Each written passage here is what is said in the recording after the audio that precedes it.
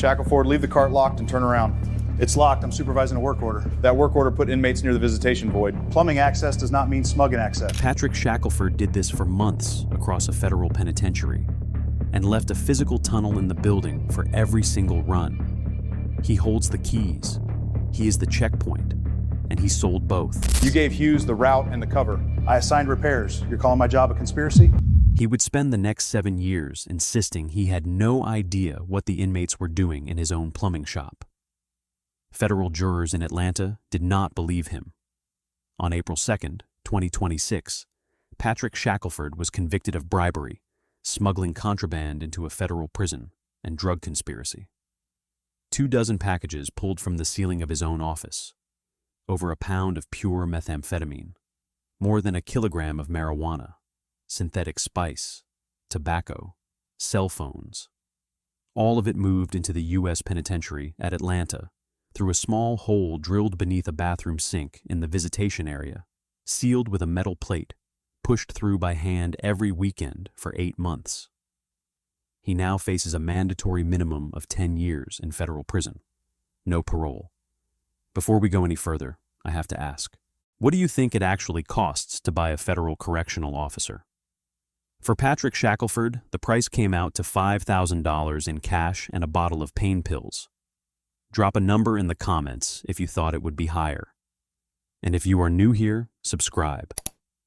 We cover the cases the news cycle forgets about by Tuesday, and we do not let officers like this fade into a quiet plea deal.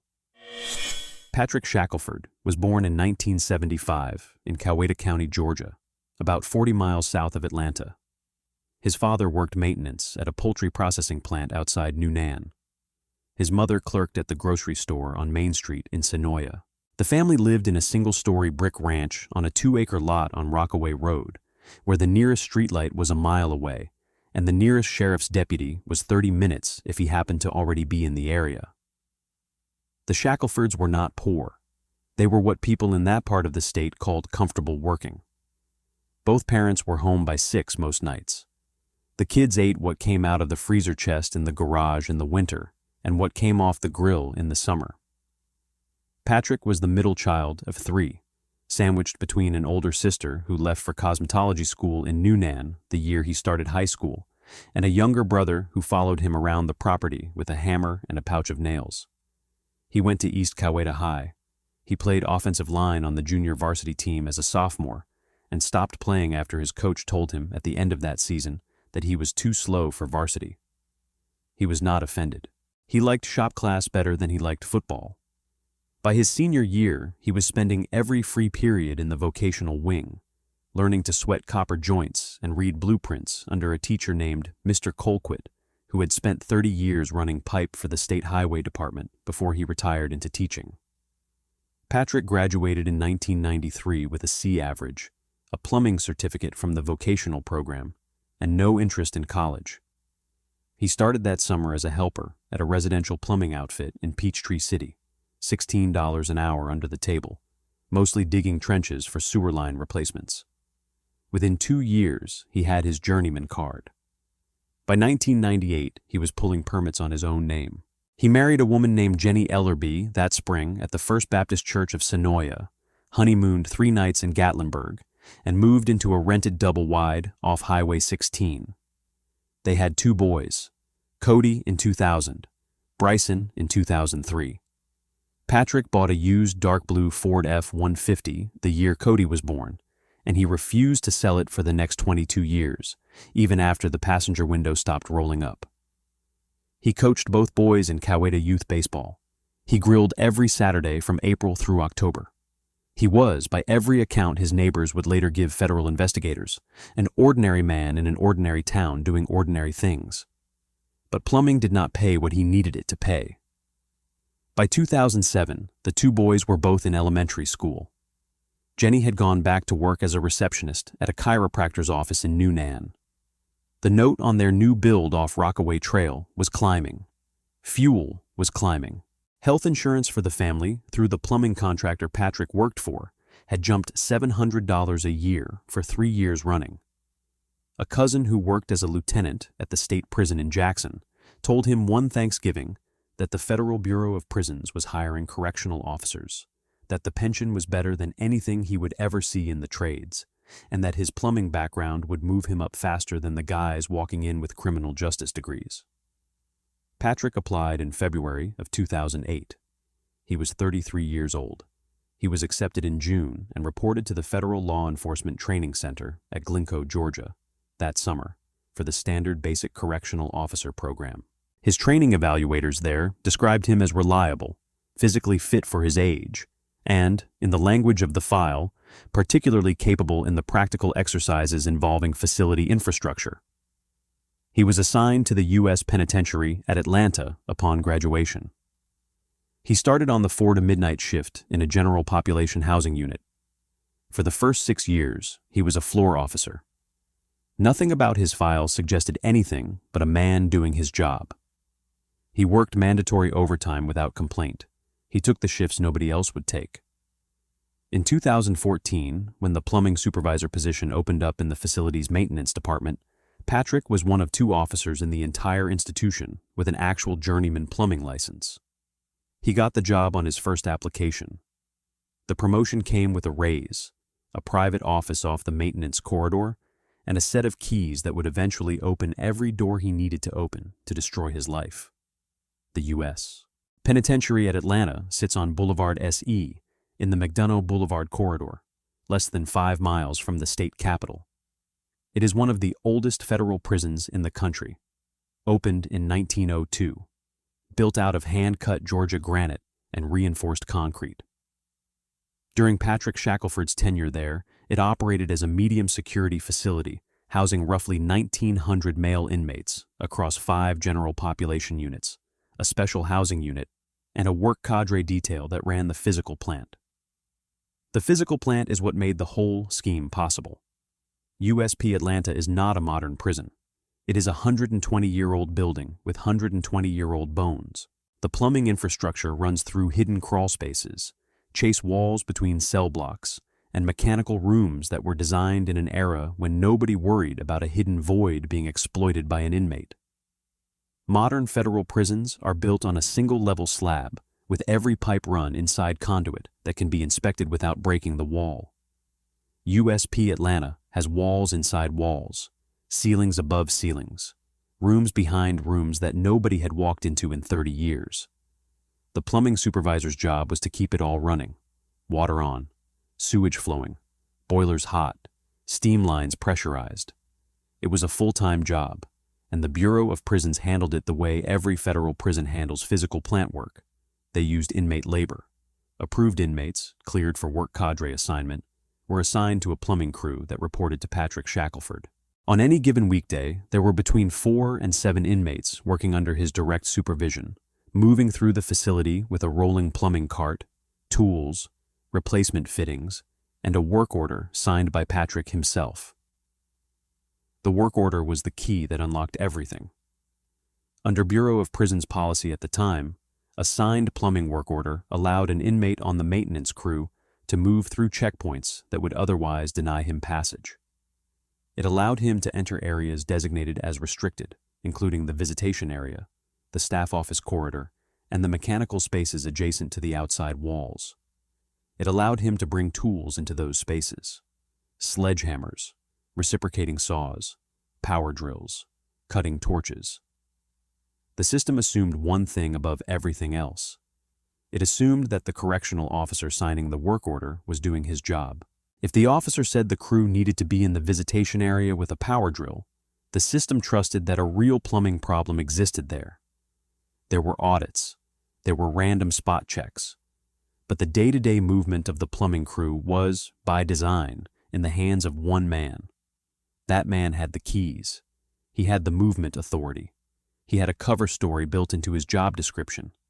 And by early 2018, he had an inmate named James Hughes on his crew who understood every one of those things better than Patrick did.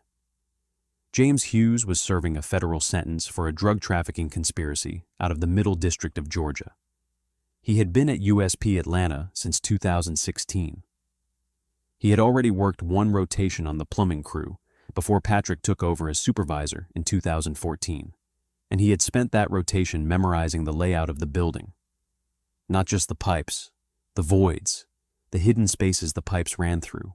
The voided area adjoining the Visitation building was one Hughes had known about for at least a year before Patrick ever mentioned it to him. It was a triangular pocket of dead space between the exterior wall of the Visitation restroom and the concrete backing of the main Visitation hall, roughly the size of a small closet, sealed off during a renovation in the 1970s. Not on any current facility diagram. Reachable, in theory, only by going through a wall. Patrick told him about it anyway, in a conversation in the plumbing shop in the spring of 2018. Hughes would later testify that Patrick brought it up unprompted, saying, and I quote from the trial transcript, "There's a spot back there nobody knows about, and if a man had a reason to be back there with a drill, he could do anything he wanted." They started construction in June. The cover was a plumbing repair on a soil stack that ran through the wall between the Visitation restroom and the voided space. Patrick wrote the work order. Hughes and a second inmate named Mitchell Arms carried in a sledgehammer, a heavy-duty rotary hammer drill, and a stack of drop cloths to muffle the noise. Over the course of 3 separate weekend shifts, they cut 2 large passageways into the voided area, one from the mechanical corridor, one from an unused janitor's closet 6 feet down the hall from the Visitation restroom. Then they drilled the hole. It was small, roughly the diameter of a soda can, bored horizontally through the wall under the sink counter in the Visitation area restroom, 6 inches above the floor, in a spot that could not be seen without kneeling down and sticking your head under the vanity. On the restroom side, they concealed it with a rectangular metal plate that matched the plumbing access panels installed throughout the prison. On the voided area side, they left it open. A visitor sitting in the Visitation hall could excuse himself to the restroom, kneel down, remove the plate, push a tightly wrapped package the size of a small burrito through the hole, replace the plate, wash his hands, and walk back out. Total elapsed time under 2 minutes. And on the other side of that wall, in the sealed void the Bureau of Prisons did not know existed, the package landed on the concrete floor and waited for someone to come get it. That someone was always one of the inmate plumbers. Hughes and Arms would take a plumbing cart into the Visitation corridor on Sunday afternoons or Monday mornings, site a routine repair, enter the voided area through the janitor's closet passageway, collect the packages that had accumulated over the weekend, and load them onto the cart. They covered them with rags, tool belts, and lengths of PVC pipe. Then they pushed the cart back down the corridor, through the checkpoint outside the maintenance wing, and into Patrick's plumbing shop. Patrick was standing at that checkpoint, every single time. He nodded them through. He waved off the officer manning the metal detector. He made small talk about a leaking valve in Unit B, or a busted trap in the chow hall. And once the cart was inside the maintenance wing, he unlocked the empty staff office next to his own, and Hughes stashed the packages in the drop ceiling until they could be broken down for distribution. Hughes used that office so often that the inmates on the crew started calling it Jamie's office. Patrick heard the name and did not correct them. His payment, according to the trial evidence, arrived in 2 forms. $5,000 in cash, delivered by a female associate of Hughes to a Wells Fargo branch in Peachtree City in September of 2018, and a steady supply of oxycodone tablets that Hughes obtained through the same smuggling channel he had just built into the wall. On top of that, the inmate crew took over Patrick's own plumbing work orders, freeing him up to sit in his office, drink coffee, and let the operation run. He knew what was moving. He knew where it was going. He knew what happened to the officers around him if any of it went wrong. He kept signing the work orders anyway. February 12, 2019. Around 9:40 in the morning, a maintenance worker from the Bureau's regional office was walking through the corridor outside the plumbing shop. He was there to inspect a steam line that had been flagged for replacement. He stopped in front of the empty staff office next to Patrick's, tilted his head at the ceiling, and asked the nearest officer why one of the fiberglass drop panels was sagging. The officer did not know. The maintenance worker pulled a step stool over, climbed up, and pushed the sagging panel to one side. Something heavy shifted above him.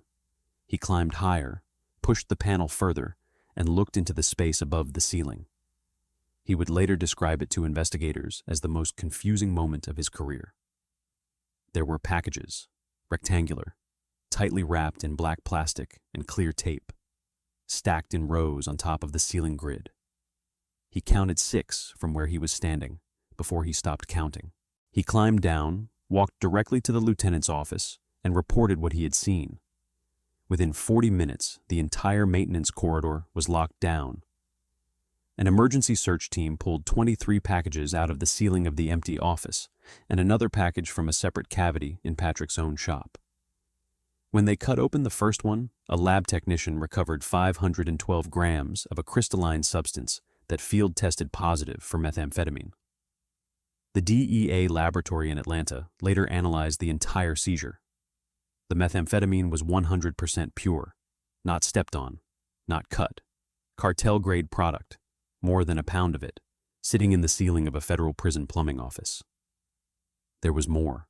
A little over a kilogram of pressed marijuana, roughly 400 grams of synthetic cannabinoids in foil sachets, 8 pouches of loose tobacco, 4 cell phones, 3 chargers, a sleeve of SIM cards. It was, by weight and by street value, one of the largest single contraband recoveries in the recorded history of USP Atlanta. Patrick was not on shift that morning. He was at home in Sonoya. He was called by the assistant warden at 11:15 a.m. and told to report immediately. He drove the 42 miles up I-85 in his old blue F-150. He would later tell the FBI that on that drive, he genuinely believed he could talk his way out of what was waiting for him. He was the plumbing supervisor. His name was on every work order. Of course, things had gotten past him. That was the whole point of a bureaucracy. Things fell through cracks. He walked into the assistant warden's office at 12:04 p.m. and was informed that he was on administrative leave pending investigation, that his federal credentials were being suspended immediately, and that the FBI would be contacting him within the week. He drove home the same afternoon. He did not tell his wife what had happened until dinner that night. He told her it was a misunderstanding. He said the inmates had been running something behind his back.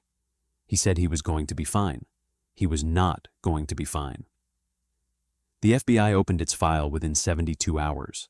The Department of Justice Office of the Inspector General opened a parallel file the same week. Both agencies moved quickly because both agencies understood what a pound of 100% pure methamphetamine inside a federal facility actually meant. It meant somebody with keys had been part of it. There was no other way. The first thing they did was pull every work order Patrick had signed for the previous 24 months. There were nearly 400 of them. Investigators cross-referenced each order against the shift logs, the visitation schedule, and the sign-in sheets for the maintenance corridor. A pattern emerged inside of a week. Work orders involving the visitation restroom or the adjacent janitor's closet clustered on Sundays and Mondays. 22 of them in 8 months. Every single one signed by Patrick. Every single one carried out by James Hughes. Then they went to the money. Investigators subpoenaed Cash App records for James Hughes's outside contacts. The one that came back most active was a bank account and Cash App account belonging to a fellow federal inmate named Patrick Kirkman, who was serving time at a different federal facility. Between April 2018 and February 2019, Kirkman had transferred nearly $20,000 in a series of small transactions to an account controlled by Hughes's girlfriend on the outside. Investigators traced the outflow of that money. A $5,000 cash withdrawal from the girlfriend's account matched, within 4 hours, a $5,000 cash deposit into a joint account held by Patrick and Jenny Shackelford. The deposit was made at a Wells Fargo on Highway 74 in Peachtree City on September 14, 2018. The security camera captured the woman making it. Then they went to the phones. The 4 cell phones recovered from the ceiling were forensically imaged. One of them contained text messages between Hughes and an outside associate discussing, and I am reading from the trial exhibits, the plumber, our man on the inside, and, in one message from November of 2018, tell him not to sign the Sunday one if he does not want the pills. Investigators matched the timestamp of that message to a specific work order for the Visitation restroom that had, in fact, not been signed that Sunday. Patrick had been off that day for his younger son's football game. Then they went to the inmates. Kirkman broke first. He was already serving a lengthy federal sentence and had nothing to gain from a trial. He signed a proffer agreement in April of 2019 and laid out the full arrangement in 3 hours of interviews. The $5,000, the pills, the passageway, the office in the ceiling. He named Patrick Shackelford directly. He also named Mitchell Arms and, once his own cooperation was documented, James Hughes. Arms signed his cooperation agreement a month later. Hughes held out until 2021, and then, facing a superseding indictment that would have added 20 years to a sentence he was already serving, agreed to testify against Patrick in exchange for a modest reduction. By the summer of 2021, the government had 3 cooperating co-defendants, financial records showing a $5,000 payment, cell phone communications discussing the officer by role, and a physical hole in the wall that could not be explained by anything other than a coordinated construction project inside a federal prison. Patrick was indicted in October of 2021. He pleaded not guilty. He would take the case all the way to trial. We are heading into the interview room now, and then into the courtroom. If you want to know exactly how the federal system handled this, subscribe. We break down every detail from the FBI interview through the sentencing hearing, and we do not skip the parts other channels leave out. If this case is making you angry, put that anger in the comments. These cases need more eyes on them. The FBI interview took place on March 4th, 2019, 3 weeks after the discovery, in a windowless conference room at the FBI Atlanta field office on Century Center Parkway. Patrick arrived voluntarily with an attorney his cousin had recommended, a criminal defense lawyer out of Newnan named Curtis Thigpen. Special Agent Bradley Meese conducted the interview. A second agent, Melinda Ortiz Bautista, sat to Meese's left with a laptop open. The interview was recorded. The transcript ran 41 pages. What follows is a small piece of it. Agent Meese: Mr. Shackelford, we have been over the work orders. 22 of them in 8 months, all for the same 2 rooms, all signed by you, all executed by James Hughes. Explain the pattern. Patrick: There's always work in that part of the building. Old pipes. The Visitation restroom gets used more than any other restroom in the facility on weekends. Things break. Agent Meese: Things break for 8 straight months in the same 2 rooms. Patrick: I don't know what to tell you. I sign what my crew tells me needs signing. Agent Meese: Your crew tells you what needs signing. Patrick: I'm one man. I can't be in every room at the same time. Agent Meese: You unlocked the empty office next to yours for James Hughes on a regular basis. Yes or no? Patrick: If he needed to store tools in there, I would have let him in there. Yes. Agent Meese: The inmates on your crew referred to that office as Jamie's office. Were you aware of that? Patrick: I heard somebody call it that once. I didn't think anything of it. Agent Meese: The office in which we recovered 23 packages of contraband from the ceiling, including over a pound of pure methamphetamine. That office. Patrick: I didn't put anything in that ceiling. Agent Meese: On September 14th, 2018, a woman named Chelsea Baird deposited $5,000 in cash into a joint account held by you and your wife at the Wells Fargo on Highway 74 in Peachtree City. Do you know Chelsea Baird? Patrick: No. Agent Meese: She knows you. She's identified you. She's already given a statement. At that point, Curtis Thigpen leaned over and whispered in Patrick's ear. Patrick sat back in his chair, folded his arms across his chest, and said, I think we are done for today. They were done for the day. He never gave another statement. He would spend the next 7 years denying everything, in every filing, at every hearing, and finally on the witness stand in front of 12 federal jurors who did not believe a single word of it. The trial began on March 23, 2026, in the courtroom of U.S. District Judge William M. Ray II at the Richard B. Russell Federal Building in downtown Atlanta. Assistant United States Attorneys Alex Sistla and Garrett Bradford tried the case for the government. Curtis Thigpen, still on the case 7 years later, represented Patrick. The government called 18 witnesses across 10 trial days. The maintenance worker who had first noticed the sagging ceiling panel. 2 Bureau of Prisons investigators who walked the jury through the physical evidence recovered from the ceiling.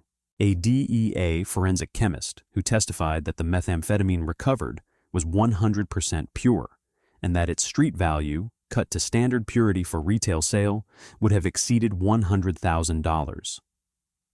Chelsea Baird, the woman who had made the cash deposit at the Wells Fargo in Peachtree City. Mitchell Arms and Patrick Kirkman, testifying under their cooperation agreements. And James Hughes himself, who spent nearly a full trial day walking the jury through the construction of the passageways, the drilling of the hole, and every conversation he had ever had with Patrick Shackelford about the operation. The defense theory was straightforward. The inmates were career criminals. They were cooperating to reduce their own sentences. They had every incentive to invent a corrupt officer. Patrick was a hard-working supervisor who had been outmaneuvered by an inmate crew that used his cover as protection for a scheme he never knew existed. The jury took less than 4 hours to reject that theory. On April 2, 2026, they returned a verdict of guilty on all counts. Bribery, smuggling contraband into a federal correctional facility, conspiracy to distribute methamphetamine and marijuana within a federal correctional facility. Patrick sat still in his chair as the verdict was read. Jenny Shackelford, sitting in the second row behind the defense table, put both hands over her face. Sentencing was set for July 20th, 2026, before Judge Ray. Patrick faces a mandatory minimum of 10 years without parole. Federal sentencing guidelines for the aggregate conduct, when the pure methamphetamine weight and the position of trust enhancement are factored in, point substantially higher. Prosecutors have signaled they will ask for something closer to 18 years. At the verdict, the lead prosecutor addressed the courtroom for the record. He described Patrick Shackelford as a man who had been paid a federal salary to protect the integrity of a federal prison, and who had, for $5,000 and a handful of pain pills, sold that integrity to the inmates he was assigned to guard. He said, and this is on the courtroom transcript, the defendant did not fail at his job. He inverted it. The visitation area at USP Atlanta was permanently reconfigured in the aftermath of the search. The restroom under which the hole was drilled was demolished. The voided space behind the wall was filled with reinforced concrete. The Bureau of Prisons issued a system-wide notice requiring physical inspection of every mechanical void in every federal facility built before 1980. USP Atlanta itself was converted to a federal detention center in 2022, and it no longer holds a general population of sentenced inmates. The plumbing shop where Patrick sat and drank his coffee is now used to store cleaning supplies. Patrick Shackelford will be transferred to a federal facility to serve his sentence within 60 days of the sentencing hearing. Bureau of Prisons policy prohibits assigning convicted former federal correctional officers to any general population unit. He will serve his sentence in protective custody in a single cell for the entire duration. He is 51 years old. If he serves the mandatory minimum, he will be released at 61. If he serves the sentence the government intends to seek, he will be released at 69. His wife filed for divorce in November of 2024. Both sons are grown. Neither has spoken to him since the day of the verdict. The old blue F-150 he refused to sell for 22 years was seized as part of the federal forfeiture proceeding and sold at auction in Noonan for $1,100. This case was elaborate. But the case on the right-hand side of your screen is worse. Somehow,